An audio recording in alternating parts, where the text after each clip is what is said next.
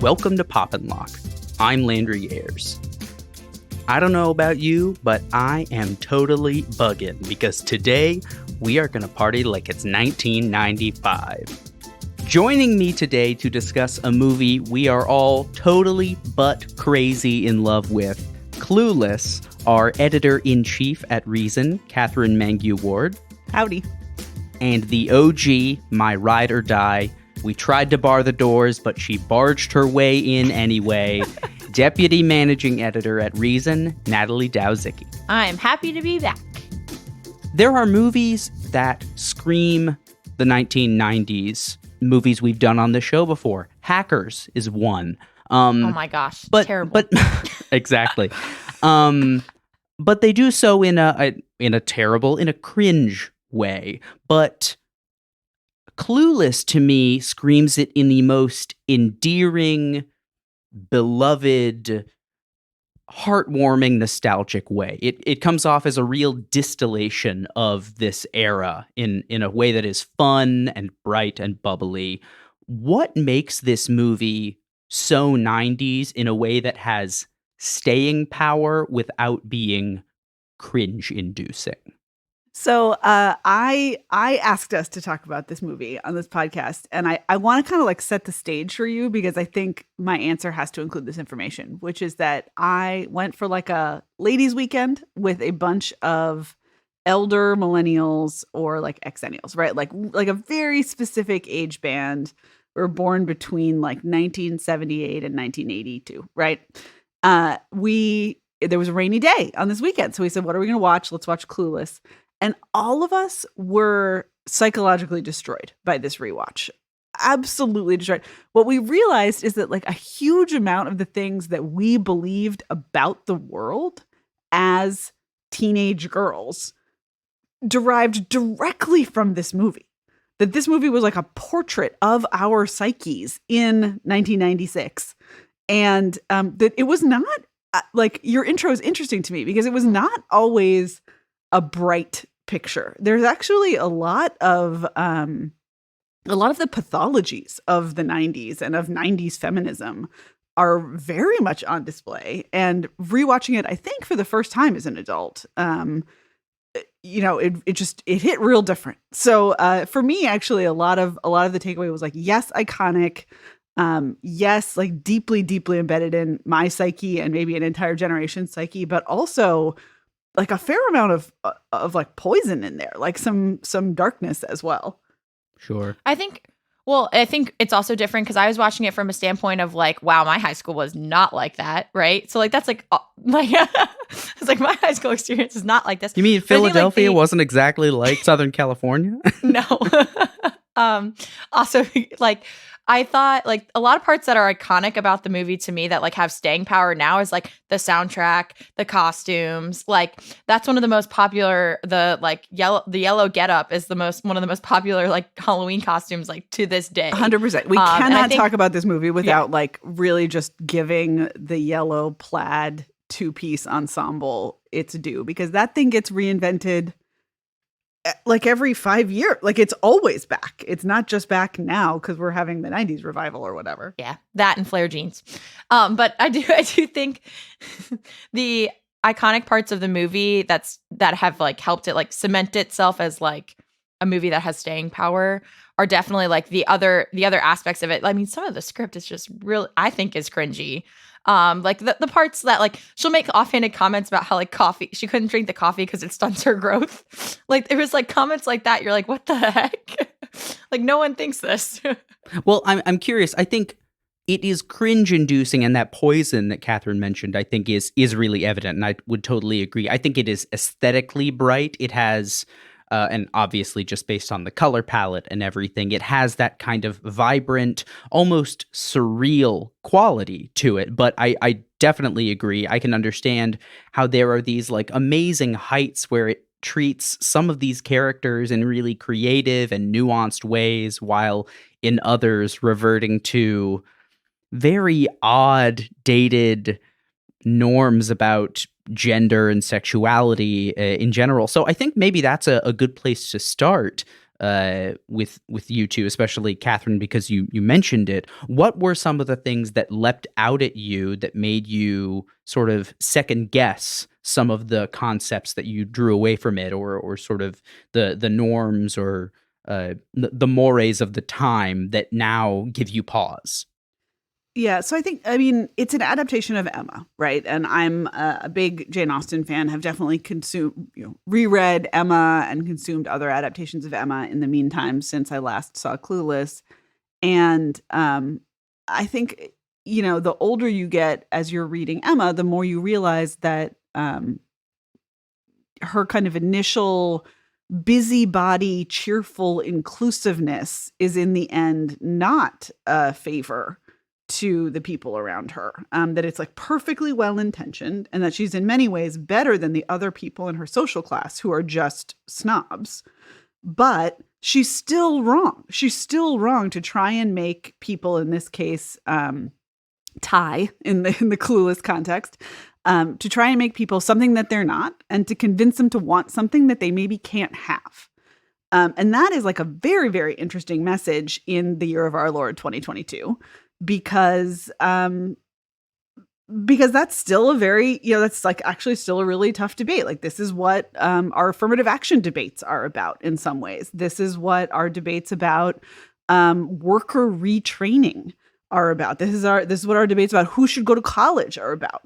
And in some way, I think all of us are Emma or Cher, like in the political class. Like we're all trying to drag people who are not suited for a life that they don't want into a place where they find themselves wanting it and then suffer horribly for it.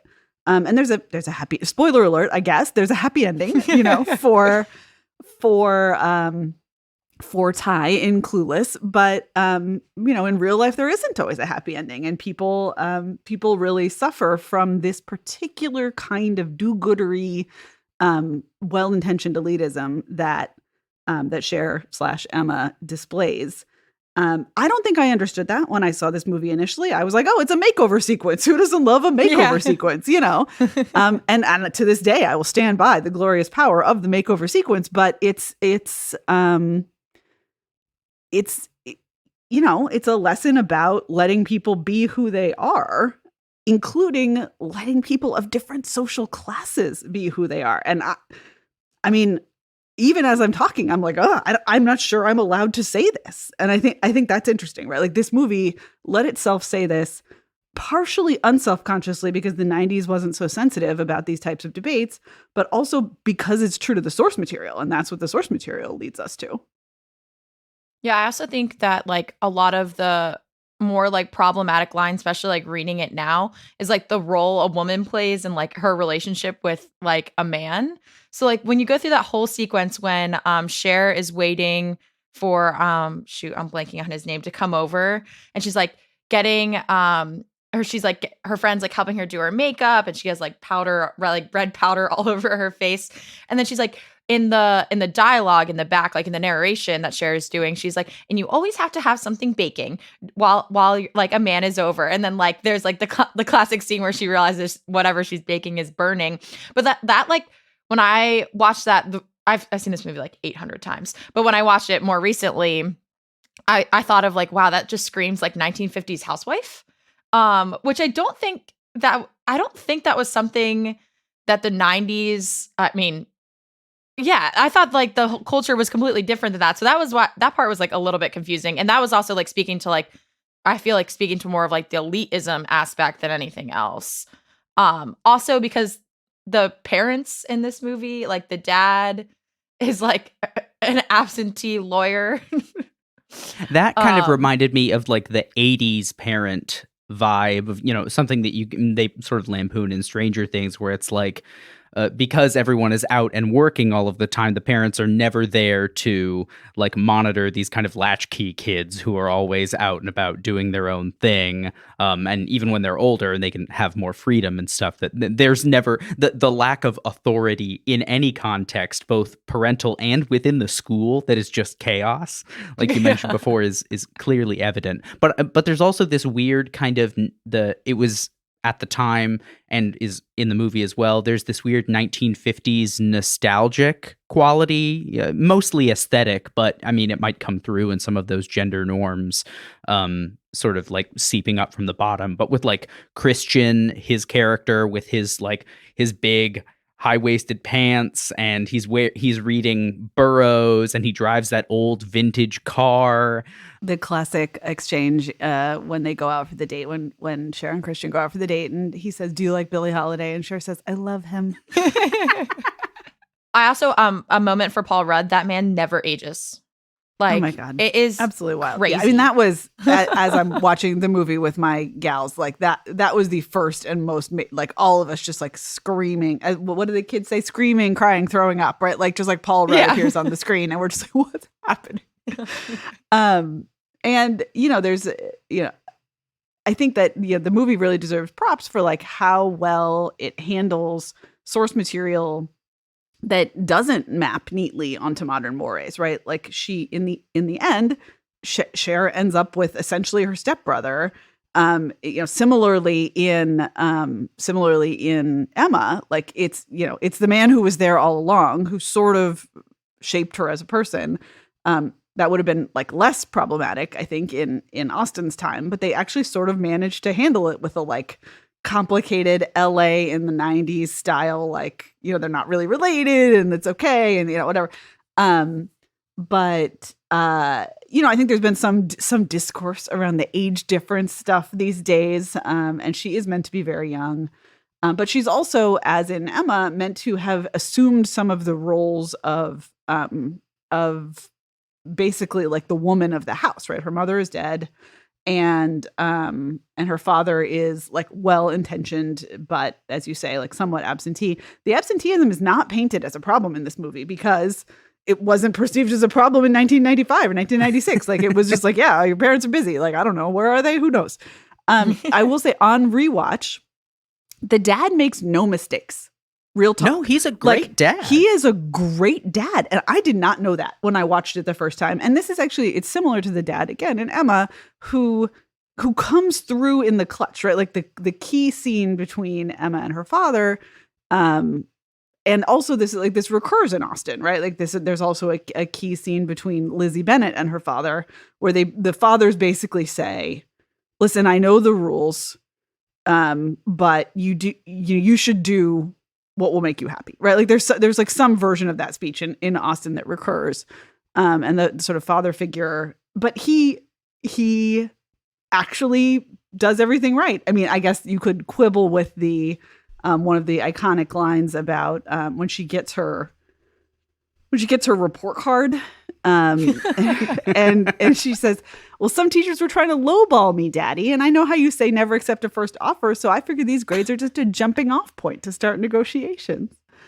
Personally, love it. Feel you're that raising is your child well if she can argue that way. Yeah, like no notes, good parenting, but I recognize that some people might read that in a more declinist sense.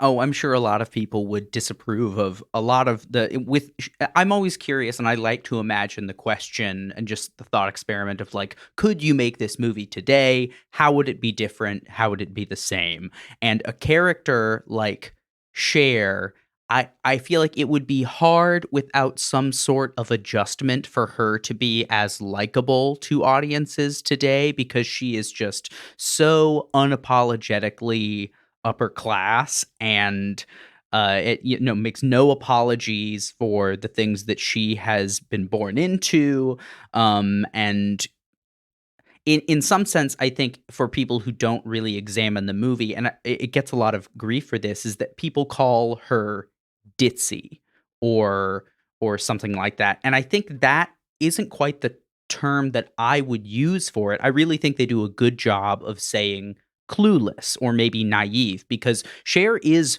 very bright and smart and organized and works very hard. She is by no means the sort of lazy upper class super entitled person.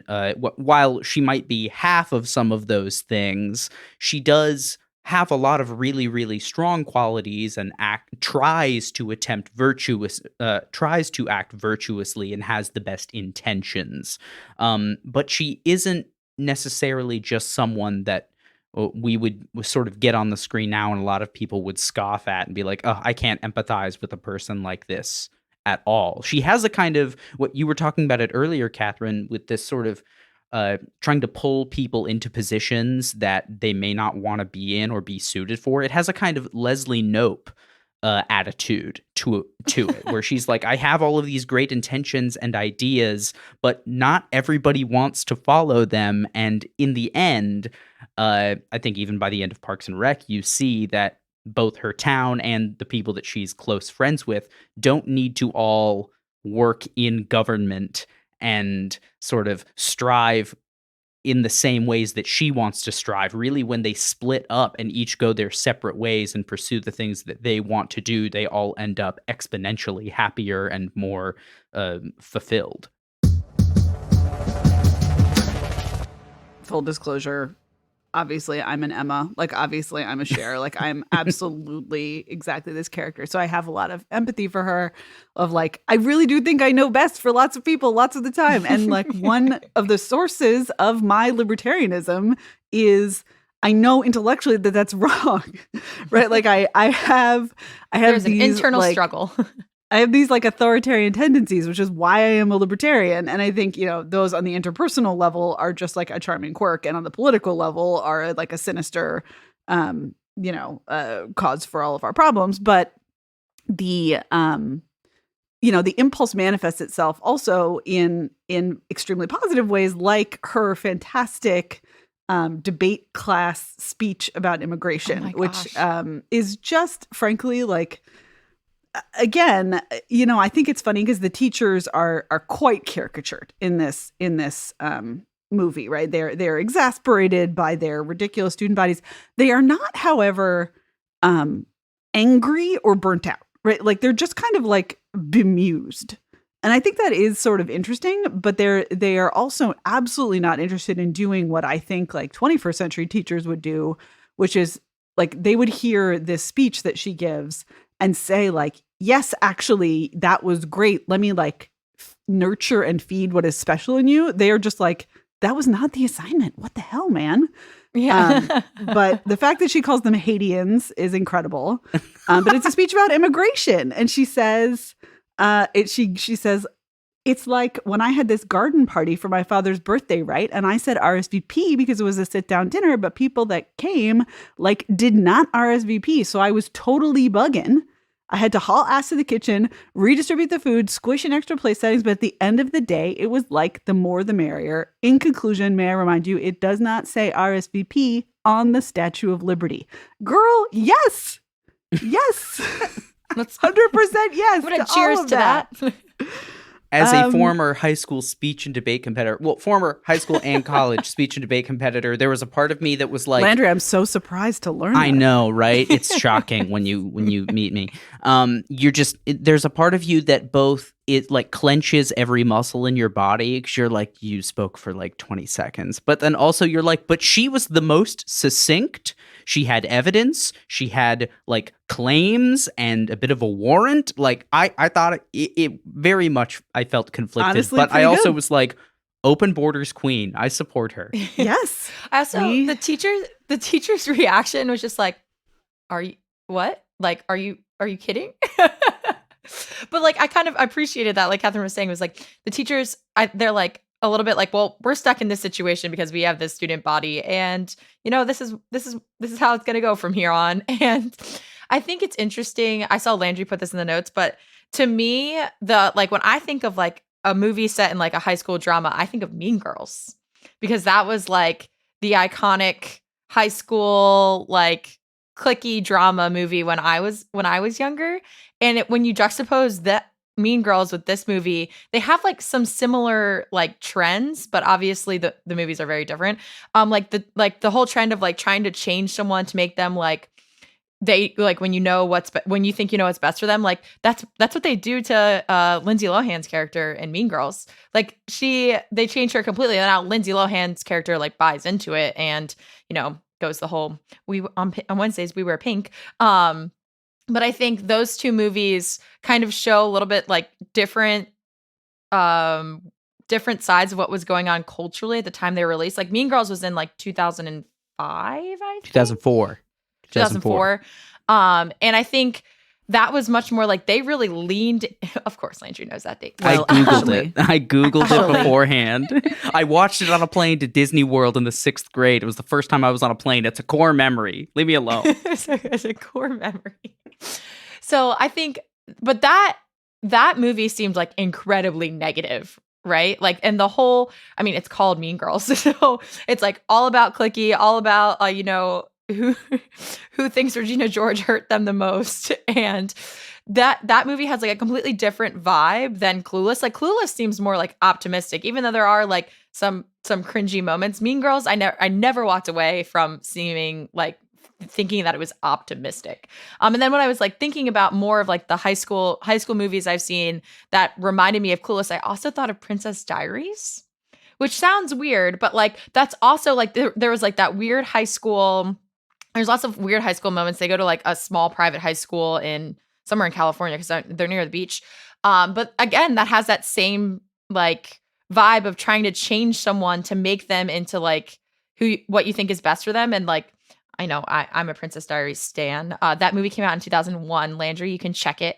And Let me but it was fact check like Take that it real to the quick. bank. Let me take that. yeah.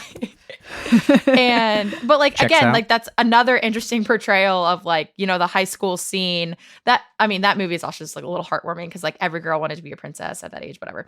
But I think when you like look at all those all three movies at the same time and you juxtapose them with each other, Clueless definitely is like the most optimistic in the sense that like you don't see like in theory Cher should be the mean girl, right? In every high school setting, Cher is the mean girl from like the movies of the early 2000s. But she's not. So they almost like flipped who you thought was going to be the mean girl in that sense. Or she is. She actually does all the same things that the Mean Girls do in other movies that use this trope, but the movie is told from her perspective.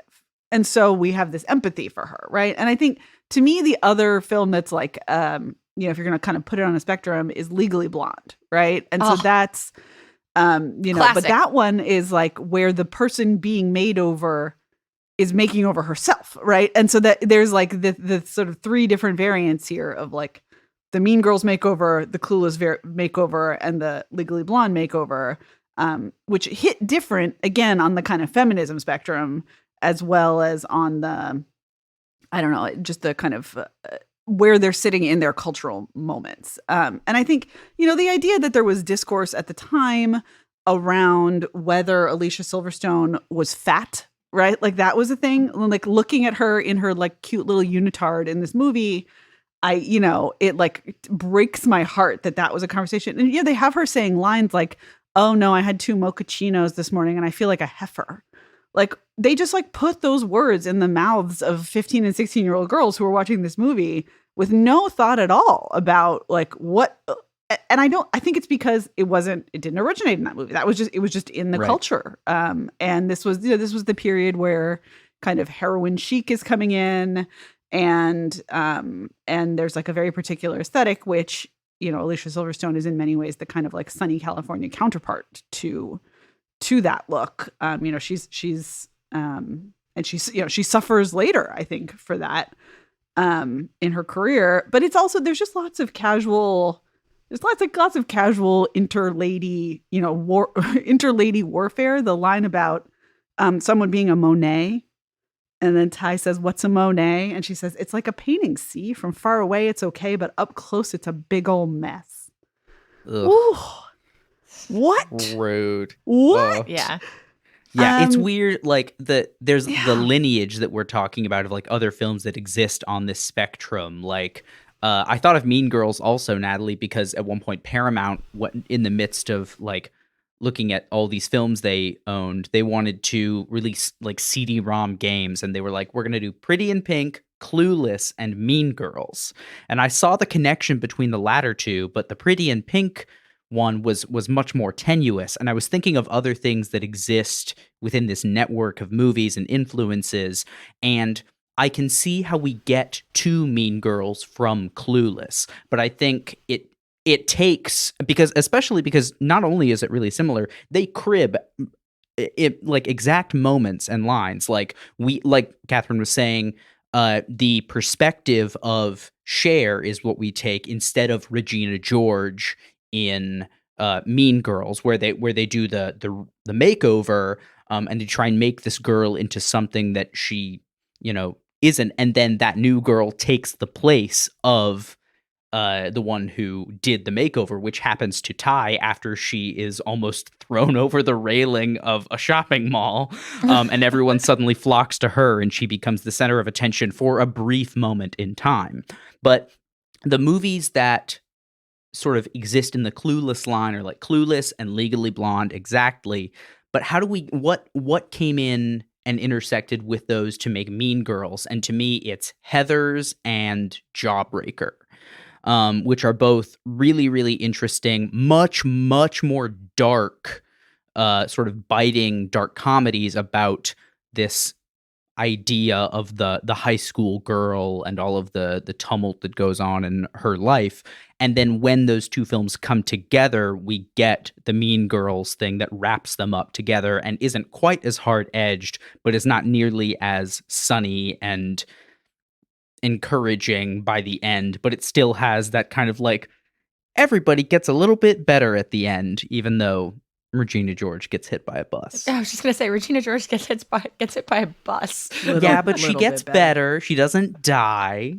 Yeah. I mean, there's a certain, I mean, again, in keeping with the title, there's a certain like naivete in Clueless that I think, again, this may just be me speaking to the person I was when I saw this movie the first time, but like I was an absolute sucker for all the like health class propaganda. Like I legit believed that if I did a drug, I would die. I mean, I like, there was, and it's, when we have Cher saying stuff like, it's one thing to spark up a doobie and get laced at parties, but it's quite another to be fried all day. Like she really is bringing this kind of like Protestant work ethic to her like Los Angeles 90s teen social life. It was resonant. Like there's something there that's like this longing for the sort of pretense of a kind of, it's the baking bread thing that Natalie mentioned. Like, there's a sort of like 1950s, like you work hard, you make good, you can be anything you want to be. All you need is to kind of like be culturally literate and follow the rules. Right. And by the end of the movie, we have Ty saying to Cher, like, you're a virgin who can't drive. And it like cuts deep, right? It does. It's so good. And it's like, she is in choosing this sort of weird blinkered 90s version of 50s virtue, she has overly circumscribed her life. And she wants to kind of take a woman who is in many ways more sophisticated, who has seen more shit, and like draw her backwards into this kind of less broadly aware. And I think, we should probably take a minute and talk about race in this movie, which is like both like the cringe levels are astronomical in the sense that like the Black characters are given lines that are, it's not like minstrelsy, but it is like every line spoken by a Black character is like written in this strange pastiche of like the way that actual Black Americans spoke at that time and whatever Hollywood screenwriters thought Black Americans sounded like, I guess. Like, I don't know. Maybe that is what people sounded like in LA, but my high school was 50% Black. Like, people didn't sound like that. I don't know what to tell you. Yeah, that was definitely one of the more cringy parts, especially like watching it back more recently. Like, I didn't pick up on that kind of stuff when I watched it when I was younger. Like this, because this used to be me and my sister's like favorite movie. And like every time a Black character talked, I was like cringing this time. I was like, oh my gosh, it's like so painfully like just like obvious that there's a disconnect between what Hollywood thought like the lexicon was and what it actually is like. Well, and at the same time, it's like, I can't remember fully, but I mean, certainly at that time, people thought nothing of populating their movies exclusively with white characters. So on the other hand, it's like, okay, well, but at least, at least they tried. It was, like, I don't know. It was a step, a single step, right? Yeah.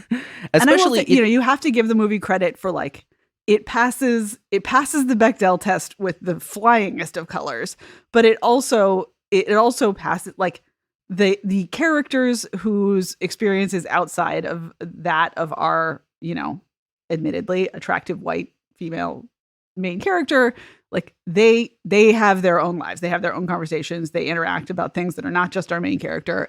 Like you do have to give it credit for that. Again, small credit. It's right. the topics of discussions that pass the Bechdel test in and of themselves have their own issues that come across, especially with that sort that of is correct intra-female discussion. No, so my case for this movie is that it is the Hamlet of my generation. Like the number in that wait for it, in that a lot of phrases that you think are just phrases in the English language are actually from this document, right? I mean, I think that this is like when you're in high school and you read Hamlet for the first time and you realize that just like stuff people say all the time is Shakespeare and that it's right there. It's in the text. It's clearly written for the first time in this text. And I think rewatching this movie made me realize how many of the phrases that I just casually kind of thought were like things people said in the 90s were in fact lines in Clueless that just got into our heads.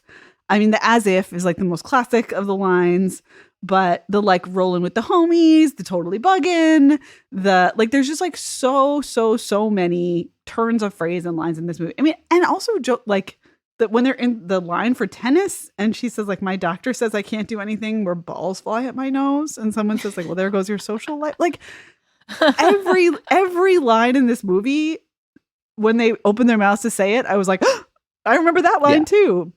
And I was riding the Crimson Wave. I had to haul ass to the bathroom. Yes. Yes. And I don't know I doubt that Clueless is the first movie to do the anthropologist's exploration of the lunchroom, right? Where it's like, there's the stoners and there's the whatever. Another Mean Girls is a trope that they took. In Mean Girls, in many other subsequent movies.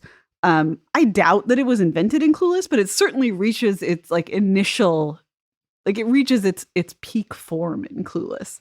And that is 100% how I perceived my high school cafeteria. Like I could have given you the Clueless map. I could have given you the Mean Girls map of that cafeteria because that framework was given to me by this film. So I think it's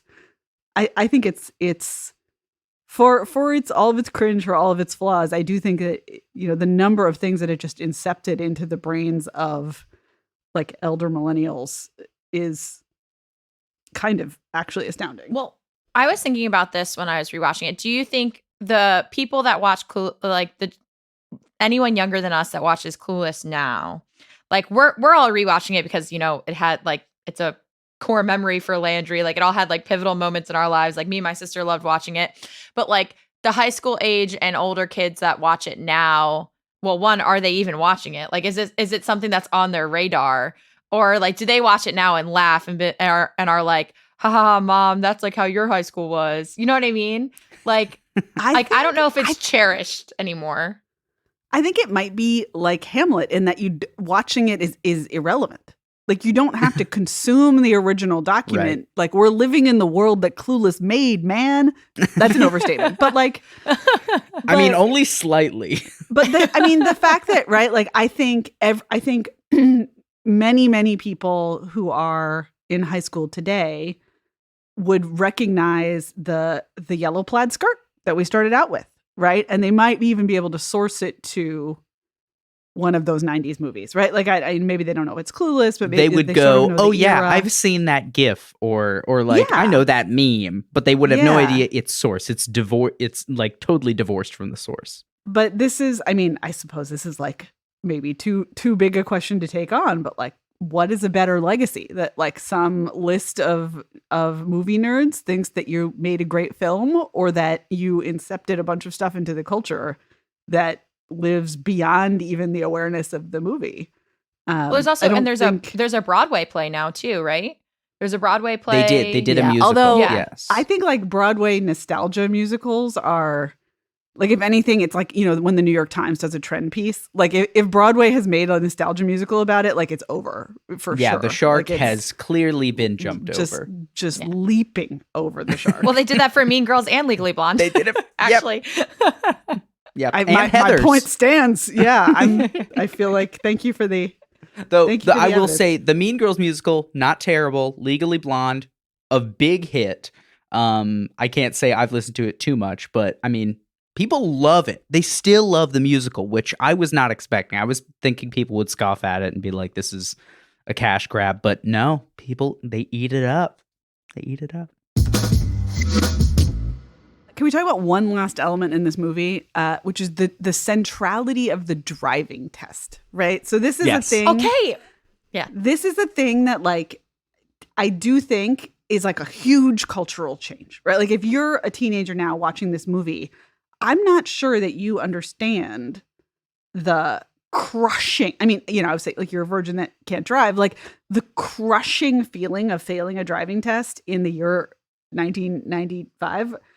Like catastrophic, right? And now it's like, well, I mean, like a lot of kids don't even get their licenses, whatever. Like, and I wonder what that, I don't know what that says. Like, always Natalie and I are joking about every story is a zoning story if you look closely enough, or like a licensing story. And I do think there's probably like, the peak of prosperity in this period that this film is set, and especially in Los Angeles during the period that this film is set, is this sprawly McMansion car culture. And a lot of our libertarian brethren at that time spent a lot of energy defending sprawl, right? Like this is a dream that people want to pursue. They want this. And, to be told by environmentalists or certain types of urbanists or whatever that like this is you shouldn't want this, right? It's the same as Cher saying like you shouldn't want the stoner skateboarder, like you want the wrong things and you're bad because of it, and I can fix you. We're not in a moment right now where people want that life. Like the most elite people are living in high density downtowns and they want to Uber around, and they want their kids to take mass transit or whatever, I guess. But I think we might be returning to that, right? I mean, there's this sort of, urban decay meme that's going on now. There's not, like, we never, other than the Pismo Beach disaster, which exists in the distant background of this film, we never see a person suffering, right? Like, except for love. But we know in the background, like when she gets mugged at gunpoint in a parking lot, like lest we forget, like that was a thing that happened in the 90s that people were like, yeah, that just happens to people. Like it's totally normal to sometimes get held up at gunpoint and have to ruin your Christian Serrano dress on the ground because you're face down in a parking lot in LA, and it was a very different moment in terms of crime, but I think at least the perception is that we're returning to that. And so it would be interesting to me to see if this kind of siren song of the car-based suburban utopia, like if that goes back to being the thing people want, is that going to reorient some of our cultural fights in public policy? Do we want to be Cher's dad, or is there something else? There's also, it was funny because at least when I was in high school too, like your driver's test was like, that was something everyone talked about, right? There was like a pivotal moment in high school, like when you could drive your friends around. It was also like people would be like kind of quiet about when they were taking their test in the event that they failed, so that they could like re-sign up and no one would know, like it wouldn't be like a huge embarrassment if they failed. And I don't think as many people, like me and my siblings, we like went for that driving test the day we could, right? And it was like we signed up, we were there at like 9:30 a.m. in line at the DMV, and like it was all hunky dory. I don't think kids do that anymore. Like I don't think it's like But it was also, I mean, my parents wanted to stop driving us to school. So like they had like other motivations to like get us a driver's license as soon as possible. But like that and like the amount of people that just like don't own cars. But maybe, I mean, this is also like a little biased just because like we all, well, besides Landry, live like in cities that you don't really need a car. And I don't need a car where I live. It's great. Yeah, but I think you're right, Natalie. Like the centrality of this rite of passage of getting the driver's license, and like that it was also a referendum on like, I mean, it was our bar mitzvah, right? Like it's like I'm an adult now, right? And it was like we were not adults. Like narrator, they were not adults. Like, but when you have that agency and the ability to go outside the geographic bounds that you've never had access to before, it's a huge like turning point in your life. It was a freedom. Absolutely. It was like a freedom. Yeah. And in fact, right, the scene where Dion accidentally goes on the freeway, and then there's like this panic, and they're driving on the freeway, and they're all gonna die, and the truck is honking, and then you'll recall in the movie that like that what happens is like then she loses her virginity, right? Like it's like it's like multiple rites of passage that are all based around automotive competency, and that's just gone. I think it's still actually a reality for much of the country, but the teenagers that I know and the sort of people who live in cities, it's much less central. And so I guess just among other things that age weirdly in this movie, the emotional drama around failing your driving test is like, well, just take it again. Who cares? No, everyone cares. It's the most important thing. Yeah, I'm always curious. I always think it's probably not as big of a deal because access to resources and social media and socialization is just, the barriers are so much lower than they were when we were younger, because to see people and talk to people, it was either call on a landline.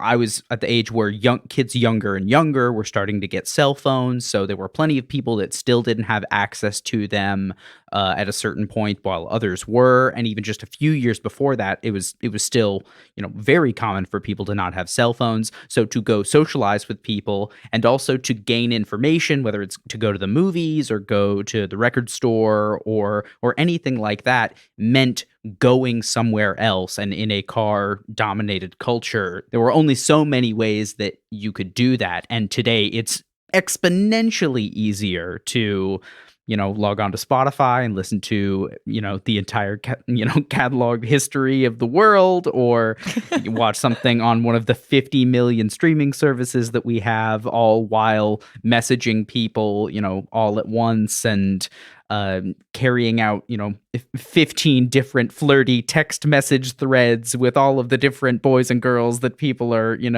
awkwardly, teenagerly flirting with. It's a completely different ball game. And one that is just so daunting and otherworldly compared to what Clueless exists in. So it's just a really interesting sort of time capsule of what the world was like at that period, even if it's not super real. There's enough in there that is real. I'm always team, like when people say like this movie was revolutionary for its time, or like this movie really captures, it's a period piece, that makes me not want to see it. Like I don't know. Sure. I'm just like a Philistine. I just don't. I don't. I mean, obviously, I'm on this podcast talking about Clueless, right? Like I know y'all have done some highbrow stuff, and so I'm feeling a little self-conscious about bringing. We also talked about The Simpsons, so I love to make people watch terrible things, and everyone's be like, "You want to do what movie?" And I'm like, "I want to put you through hell for this show."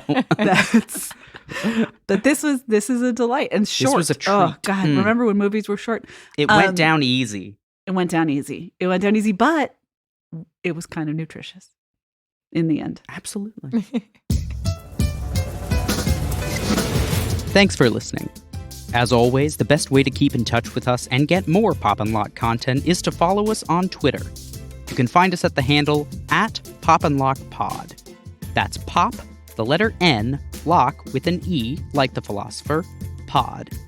Make sure to follow us on Apple Podcasts, Spotify, or wherever you listen. We look forward to unraveling your favorite show or movie next time.